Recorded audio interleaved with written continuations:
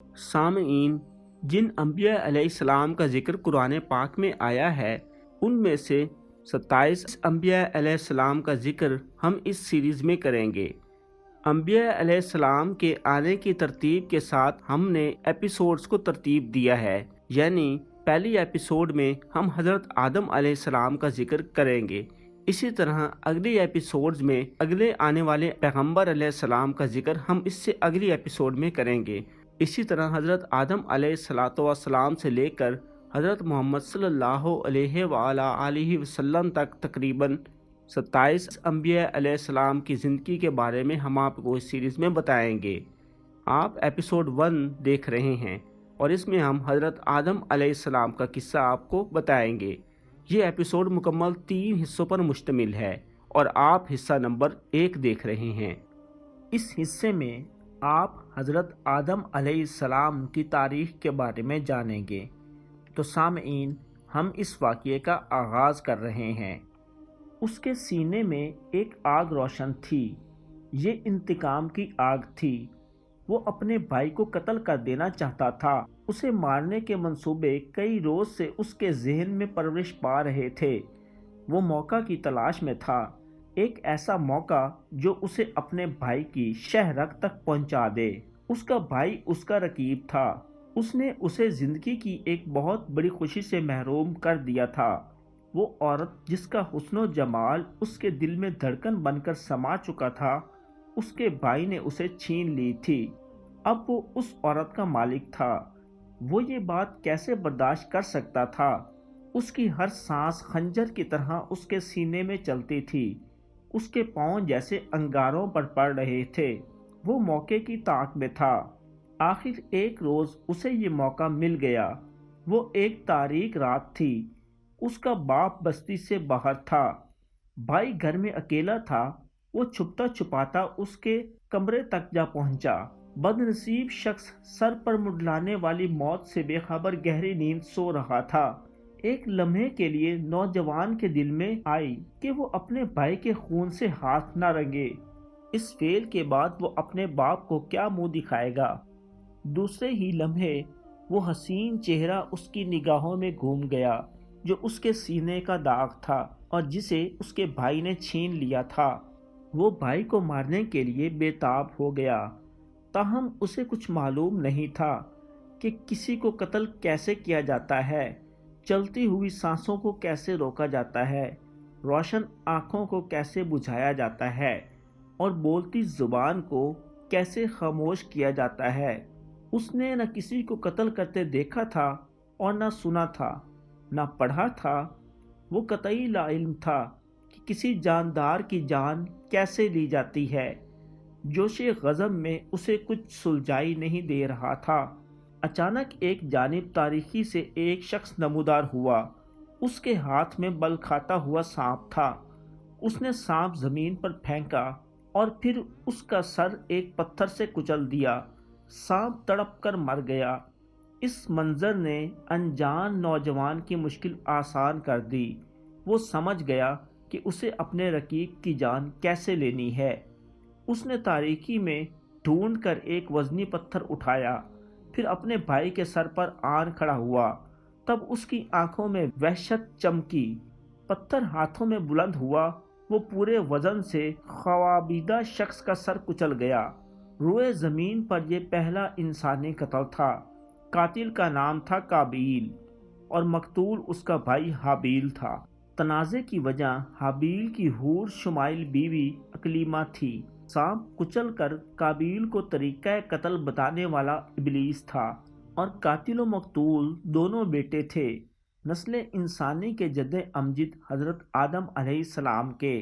ये हाबील और काबील की कहानी नहीं, हज़रत आदम अलैहिस्सलाम की कहानी है, बल्कि ये उस कसदे तख्लीक की कहानी है जो रब्बे ज़ुल जलाल ने किया और जिसके नतीजे में इंसान कुर्राए अर्ज़ पर खुदा का नाइब बनकर उतरा।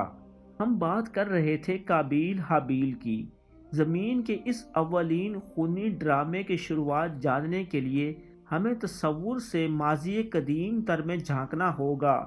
ये नामालूम सन, नामालूम ज़माने और नामालूम वक्तों की बात है کرۂ ارض ایک ویرانہ تھا، سنسان اور تاریخ ویرانہ۔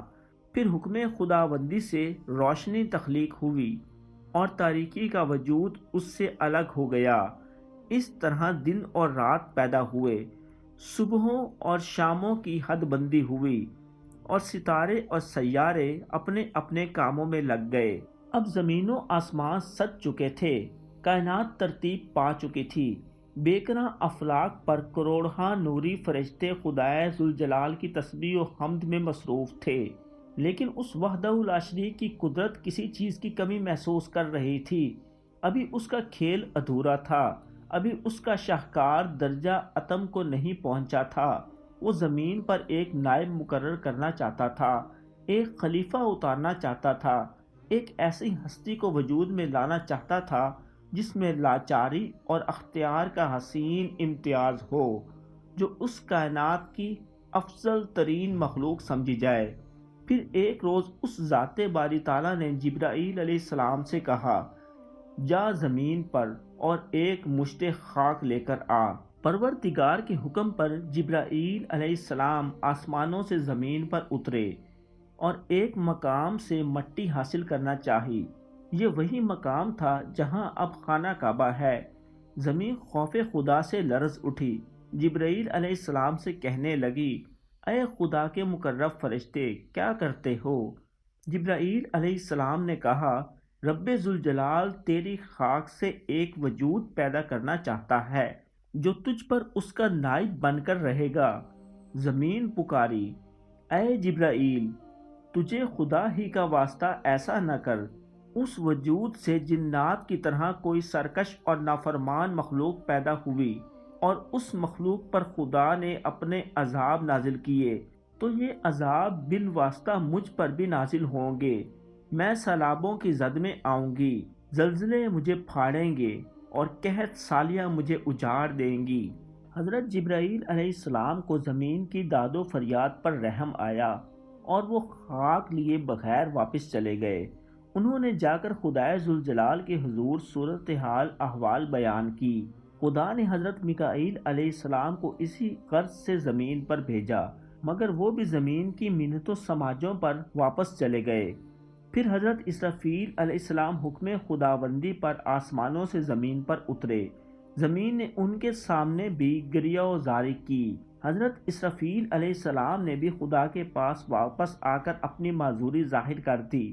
تب رب ذوالجلال نے حضرت اسرائیل علیہ السلام کو زمین سے خاک کی مٹھی لانے کا حکم دیا۔ اسرائیل علیہ السلام رفعت افلاک سے کرۂ خاک پر پہنچے، اور زمین کی ہزاروں منتوں سماجوں اور گریہ و زاری کے باوجود حکم خداوندی کے مطابق مختلف مقامات سے ایک مٹھی خاک جمع کی اور عرش معلیٰ پر خدا کے حضور پیش کر دی۔ خدا تعالیٰ نے فرمایا، اے اسرائیل، میں اس مٹی سے ایک خاکی پتلا بناؤں گا، پھر اس میں جان ڈالوں گا، پھر تجھی کو اس کی جان قبض کرنے پر مامور کروں گا۔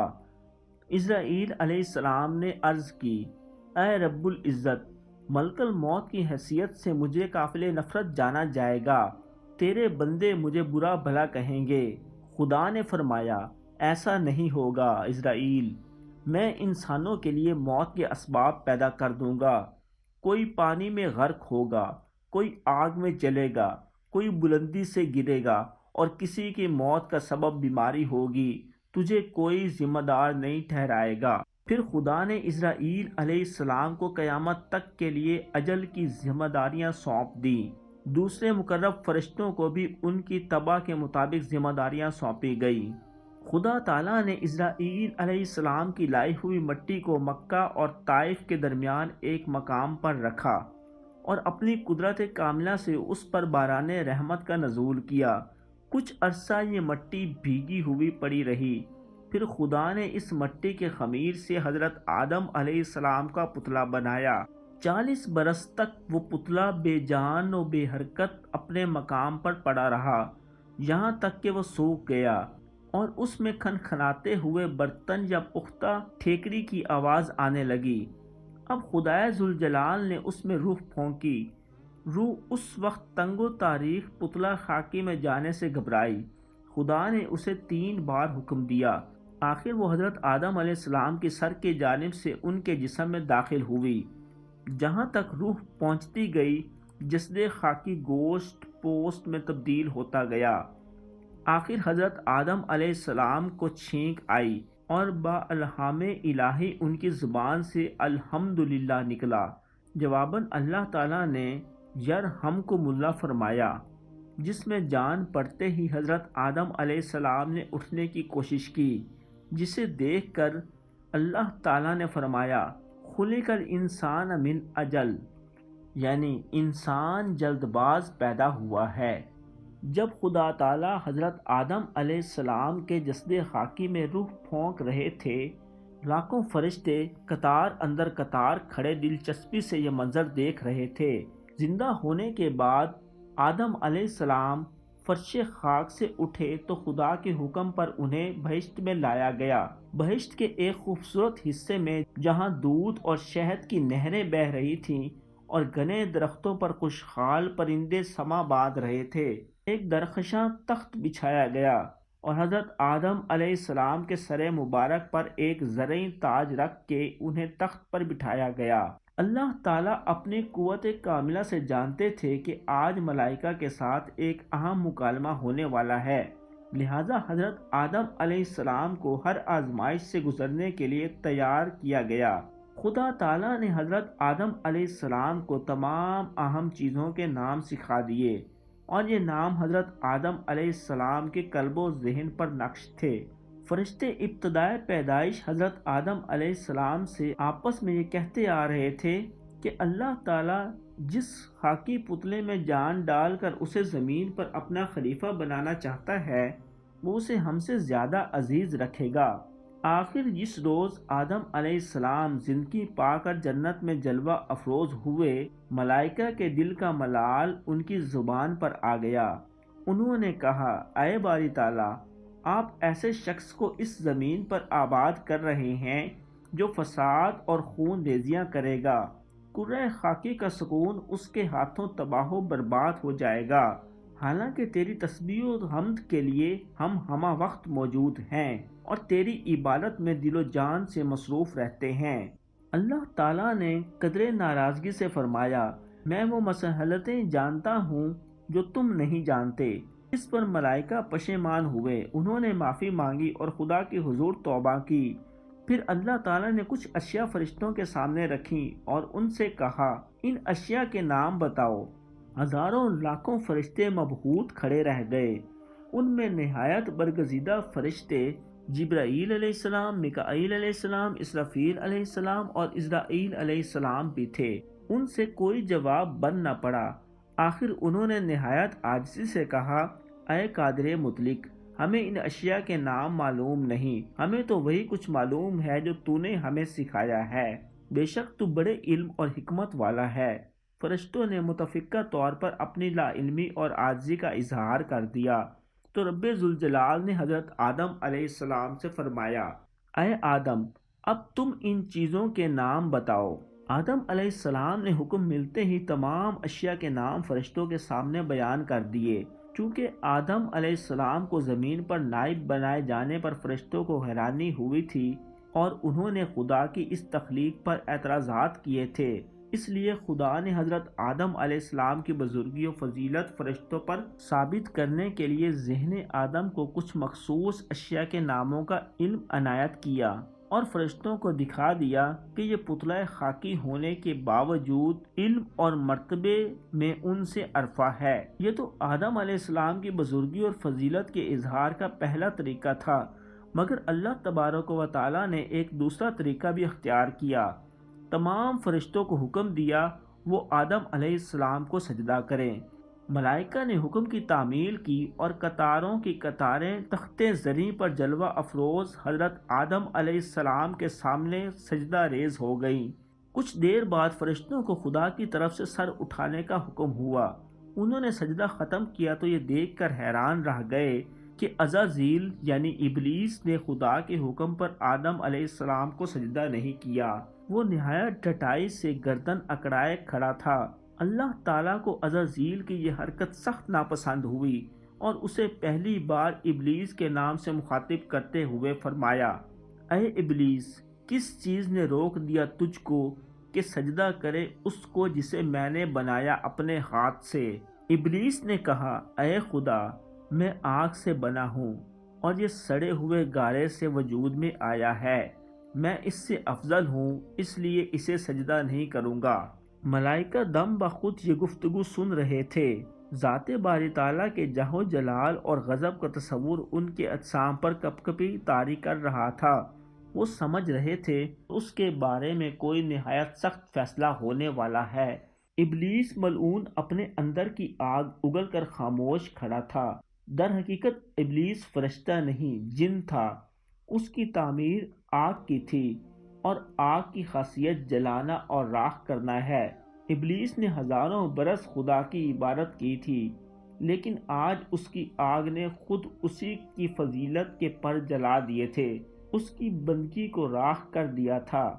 وہ دھتکارا ہوا اور پھٹکارا ہوا خدا کے سامنے کھڑا فیصلے کا منتظر تھا۔ آخر رب العزت کی صدائے جلیل افلاک میں گونجی، اے ابلیس، جنت سے نکل جا، تیری یہ ہستی نہیں کہ یہاں رہ کر سرکشی کرے، یقیناً تو ان میں سے ہوا جو ذلیل و خوار ہیں، تو مردود ہو گیا اور اب حشر تک میری پھٹکار میں مبتلا رہے گا۔ ابلیس کی ہٹ دھرمی عروج پر تھی، وہ سراپا شیطان بن چکا تھا۔